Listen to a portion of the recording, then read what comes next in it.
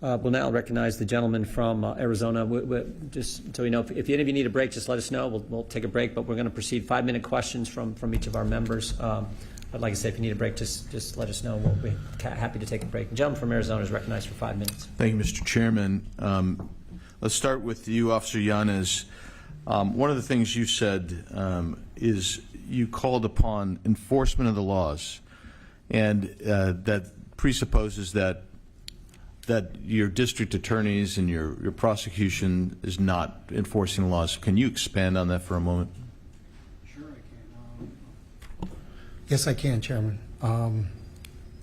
You know, we have criminals, like I said, it's a revolving door. We have individuals that are committing countless acts of crime, violent crimes, and they're just being released, and they're just getting multiple probation sentences. As an officer on the job, we were arresting numerous offenders that were charged with, convicted of murder and released within a 6-7 year period, which was ridiculous. And it's just terrible. And they reoffend. And they were arrested for firearms, possession of firearms. So we have a convicted murderer in possession of a firearm.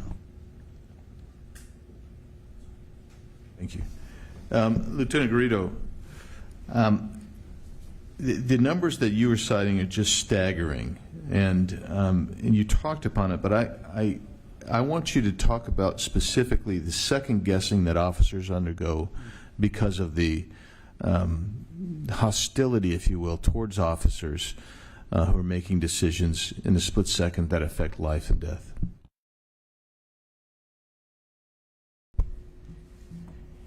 It's happening because the way officers are treated, the way that they're treated after an incident occurs.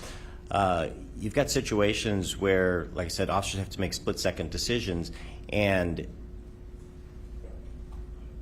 they're immediately scrutinized, they're attacked, they're put on desk duty for supposed to be 90 days. We've had some officers that have been put on desk duty for as much as 2 years. And other officers come in every day to work, and they see that officer sitting there, and they realize, okay, that could be me next. We see other officers that are actually they're threatened with criminal charges, or we see them actually get where they try to fire them. So that impacts the morale, but that also impacts the safety of the citizens because of the morale. Well, because it's going to make officers hesitate, right? You're going to have officers that are going to. They don't want to get fired. They don't want to go to jail for maybe possibly an innocent mistake. And when you're having to weigh all that stuff out in a split-second decision, it's tough to do.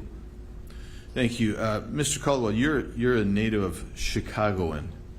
How do you think these policies have affected the changes you've seen in the safety in the community you grew up in? Well, I think we just saw it all on tape. And I've heard my voice in that tape multiple times. I got to tell you, when you handcuff the police, what do you expect? Lawlessness. That's what tends to happen. And we've seen our Chicago police handcuff. We've seen them demoralized by previous mayors. And we continue to see that, I believe, under Brandon Johnson. They have a policy called this no chase policy, where officers aren't allowed to chase a suspect in their car without calling into their supervisor. Or you can't chase them on foot. Criminals know this. So what do you think they're going to do? They're going to take advantage of every opportunity to commit more crime. And the politicians here seemingly don't get it. And it's become problematic for everyone. But as I mentioned before, every community in Chicago has been impacted by this, but especially for a lot of the politicians that run the state of Illinois and the city of Chicago. The folks that they seemingly care a lot about are the black and brown folks who are taking the brunt of the pain, the murders. Things need to change here quickly.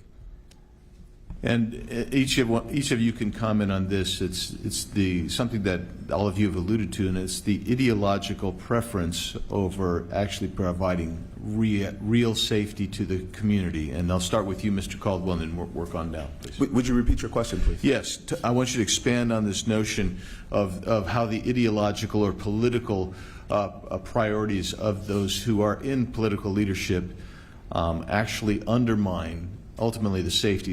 In other words, they've placed their political ideology over the safety of the community to which they are charged to ensure. And we've seen the seed of that through the no bail laws. So the cash bail we saw in the First Step Act, not First Step Act, I'm sorry, with the Safety Act, with that initial original bill, second degree murder, non-detainable offense, arson, non-detainable offense.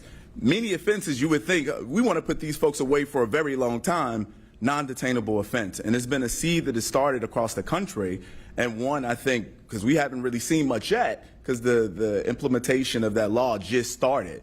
But I'm believing, just based on just pure logic and common sense, that this is going to make matters much worse. So where we are in Chicago right now, where you can be downtown Chicago, be robbed, killed, whatever the case may be, we're really entering Gotham City based on the law that just got implemented.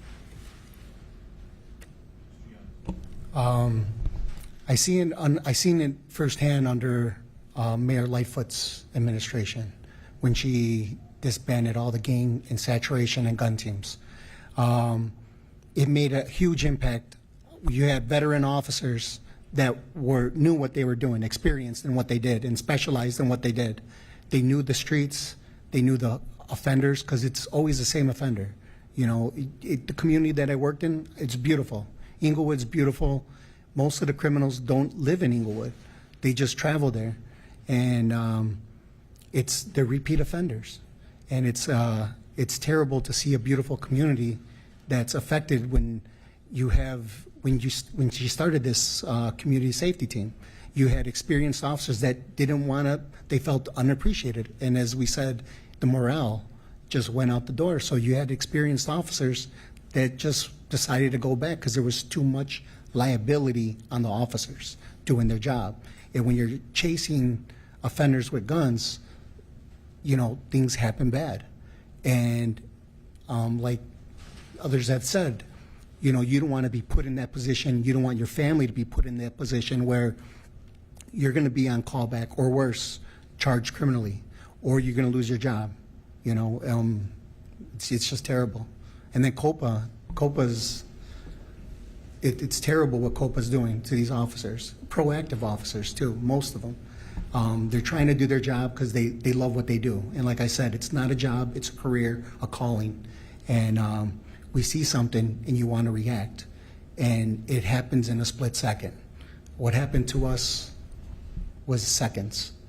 And it could have happened differently if there wasn't certain policies and procedures that were put in place. Thank you so much. My time has long expired. I'm sorry, Mr. Garrido. Thank you, Mr. Chairman.